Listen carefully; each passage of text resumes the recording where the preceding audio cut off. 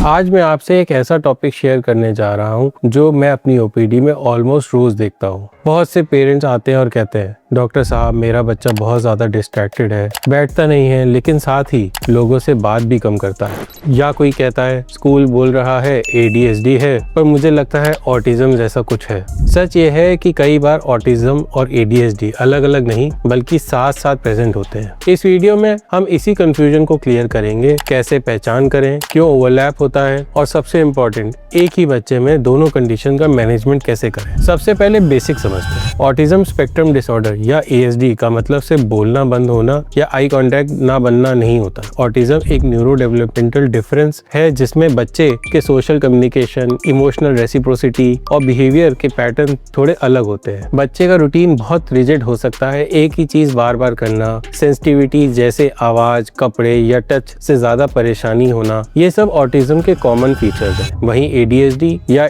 Attention deficit hyper activity disorder का core issue होता है अटेंशन कंट्रोल, इम्पल्सिविटी और हाइपर एक्टिविटी। मतलब बच्चा चाहे समझना चाहता हो लेकिन दिमाग फोकस होल्ड नहीं कर पाता। पहले क्या होता था? पहले डायग्नोस्टिक सिस्टम में ये माना जाता था कि अगर ऑटिज्म है तो ADHD डायग्नोज नहीं कर सकते, लेकिन जैसे जैसे रिसर्च आई डॉक्टर्स ने देखा कि बहुत सारे ऑटिस्टिक बच्चों में ADHD के सिम्टम्स क्लियरली प्रेजेंट होते हैं। आज के मॉडर्न डायग्नोस्टिक अप्रोच में ये माना जा चुका है कि दोनों कंडीशन एक ही बच्चे में हो सकती हैं, जिसे कई लोग DHD भी बोलते हैं। अब सवाल ये है, ये कितना कॉमन है? रिसर्च क्लियरली दिखाती है कि ऑटिज्म के अराउंड 30 से 40% बच्चे में क्लिनिकली सिग्निफिकेंट ADHD सिम्टम्स मिलते हैं। कुछ स्टडीज में ये नंबर 40% से भी ज्यादा है। मतलब अगर आप सिर्फ एक लेवल देख रहे हैं, सिर्फ ऑटिज्म या सिर्फ ADHD, तो हो सकता है आप पिक्चर का आधा हिस्सा मिस कर रहे हो। इसी वजह से ओवरलैप समझना बहुत जरूरी होता है। ये ओवरलैप इंपॉर्टेंट क्यों है? क्योंकि जब दोनों कंडीशन साथ होती है तो डायग्नोसिस थोड़ा ट्रिकी हो जाता है। कभी कभी ADHD के सिम्टम इतने लाउड होते हैं कि ऑटिज्म मिस हो जाता है, और कभी ऑटिज्म के सोशल इश्यूज के पीछे अटेंशन प्रॉब्लम छुप जाती है। इसका डायरेक्ट इम्पैक्ट पड़ता है ट्रीटमेंट पर, स्कूल सपोर्ट पर और बच्चों के फ्यूचर फंक्शनिंग पर। ऐसे बच्चों में anxiety, sleep problem, learning issues और कभी कभी एपिलेप्सी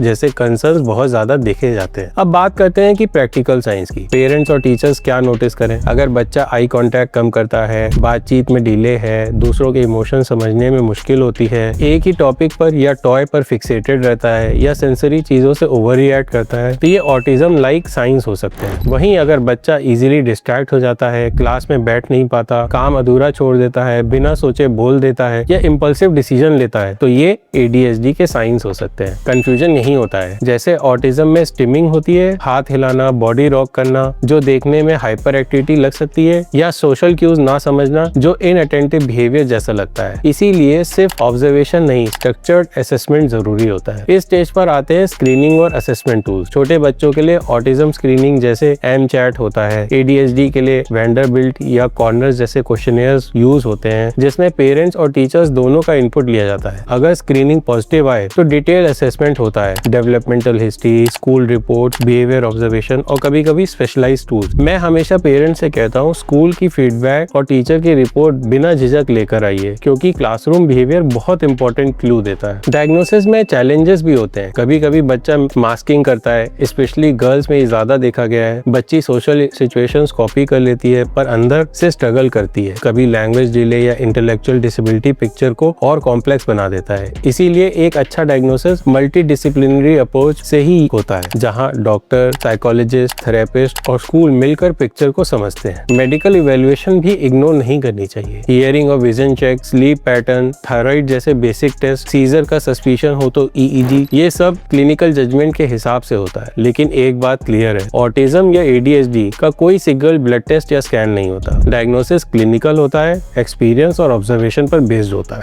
अब सबसे इम्पोर्टेंट पार्ट है मैनेजमेंट। गोल्डन रूल ये है, पहले उस प्रॉब्लम को टारगेट करो जो बच्चे और फैमिली की लाइफ को सबसे ज्यादा डिस्टर्ब कर रही है। अगर इम्पल्सिविटी डेंजरस है या एग्रेशन सिवियर है या अटेंशन की वजह से स्कूल कंप्लीटली कोलैप्स हो रहा है, तो पहले उसको एड्रेस करना होता है। मैनेजमेंट हमेशा टीम बेस्ड होता है। चाइल्ड साइकियाट्रिस्ट या developmental paediatrician, psychologist, speech therapist, occupational therapist, school और पेरेंट सब एक ही पेज पर होने चाहिए। बिहेवियरल इंटरवेंशन ऑटिज्म के मैनेजमेंट का बैकबोन होता है। Structured behavioural therapy, parent mediated intervention, social skill training, ये सब बच्चे के फंक्शनिंग को काफी इंप्रूव कर सकते हैं। ADHD के केस में पेरेंट ट्रेनिंग और क्लासरूम बिहेवियर स्ट्रेटेजीज का बहुत बड़ा रोल होता है। सिंपल चीजें जैसे reward charts, token system, clear routine घर पर कंसिस्टेंसी के साथ यूज की जाए तो काफी फर्क पड़ता है। मेडिकेशन की बात करें तो ADHD के लिए स्टिमुलेंट जैसे मिथाइलफेनिडेट कॉमनली यूज होते हैं, लेकिन जब ऑटिज्म भी साथ हो तो रिस्पॉन्स थोड़ा अनप्रिडिक्टेबल सा हो सकता है। कुछ बच्चों में फोकस इंप्रूव होता है, कुछ में इरिटेबिलिटी बढ़ सकती है। इसलिए मेडिकेशन हमेशा क्लिनिशियन सुपरविजन में स्लो टाइट्रेशन और क्लोज मॉनिटरिंग के साथ दी जाती है। ग्रोथ, एपेटाइट, स्लीप, बिहेवियर सब पर नजर रखी जाती है। स्कूल सपोर्ट एक गेम चेंजर होता है। क्लासरूम सीटिंग, छोटे टास्क में काम तोड़ना, visual schedule, sensory breaks, extra exam time, ये सब एकोमोडेशंस बच्चे को फेल होने से बचाते हैं। पेरेंट्स को चाहिए कि टीचर के साथ मीटिंग में सिर्फ डायग्नोसिस का लेबल नहीं बल्कि स्पेसिफिक नीड्स और रियलिस्टिक गोल्स डिस्कस करें। ये भी याद रखिए कि ऑटिज्म और ADHD अकेले नहीं आते। Anxiety, depression, sleep disorder, learning difficulty, ये सब कॉमनली साथ होते हैं। अगर इनको एड्रेस नहीं किया गया तो कोर ट्रीटमेंट का इफेक्ट भी कम हो जाता है। एक छोटा सा रियल लाइफ एग्जांपल समझिए। एक 6 साल का बच्चा जो बात कम करता था, क्लास में डिस्टर्ब करता था, पहले सिर्फ ADHD बोला गया, फिर पेरेंट्स कंफ्यूज हुए। डिटेल्ड असेसमेंट के बाद पता चला कि ऑटिज्म के साथ साथ ADHD भी है। स्टेप बाय स्टेप प्लान बना, पेरेंट ट्रेनिंग, स्कूल एकोमोडेशन और केयरफुली सुपरवाइज मेडिकेशन ट्रायल। कुछ महीनों में चाइल्ड का फोकस, बिहेवियर और फैमिली का स्ट्रेस दोनों बेटर हो गए। ये मैजिक नहीं, राइट डायग्नोसिस और राइट कॉम्बिनेशन थेरेपी का रिजल्ट होता है। पेरेंट्स के लिए कुछ प्रैक्टिकल टिप्स हैं। डेली रूटीन फिक्स करिए, विजुअल चार्ट्स यूज करिए, पॉजिटिव रिइंफोर्समेंट कंसिस्टेंट रखिए, स्लीप हाइजीन पे ध्यान दीजिए, सेंसरी ट्रिगर्स को समझिए और एक सिंपल बिहेवियर डायरी मेंटेन कीजिए। इंडिया में आज काफी सपोर्ट ग्रुप्स और थेरेपिस्ट अवेलेबल है। सही गाइडेंस और कनेक्ट होना बहुत जरूरी है। कुछ रेड फ्लैग्स भी कभी इग्नोर मत कीजिए, जैसे self injury, severe aggression, seizures या सडन बिहेवियरल डिटोरेशन। ऐसे केसेस में डिले ना करें, तुरंत प्रोफेशनल हेल्प लें। एंड में मैं सिर्फ 3 बातें कहना चाहता हूँ। पहला, ऑटिज्म और ADHD एक दूसरे के दुश्मन नहीं है बल्कि कई बार साथी होते हैं। दूसरा, अर्ली असेसमेंट और कंबाइंड मैनेजमेंट से आउटकम काफी इंप्रूव होता है। और तीसरा, पेरेंट्स अकेले नहीं है, सही टीम के साथ जर्नी मैनेजेबल होती है। अगर आपको लगता है कि आपके बच्चों को प्रोफेशनल गाइडेंस चाहिए तो आप ऑनलाइन काउंसलिंग के लिए नीचे दिए गए लिंक पर कनेक्ट कर सकते हैं। वीडियो यूजफुल लगे तो लाइक करें, शेयर करें, सब्सक्राइब जरूर करें ताकि ये इन्फॉर्मेशन और पेरेंट्स तक पहुंच सके। Mental health awareness, therapy, treatment और बेस्ट बिहेव सेंटर से रिलेटेड ऐसी ऑथेंटिक वीडियोस के लिए चैनल से जुड़े रहिए। नमस्ते।